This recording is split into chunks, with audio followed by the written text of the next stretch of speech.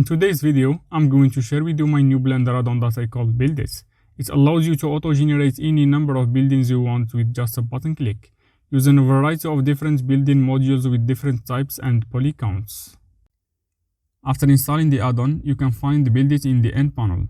To generate buildings, you need first to choose the number of buildings you want to generate, increase the light density if you want nice buildings, check the export ready box if you don't want to make any changes to the buildings. Finally, click on the generate buildings button. In case you want to make changes to your buildings before converting them to meshes, you first need to generate the buildings without checking the export ready box.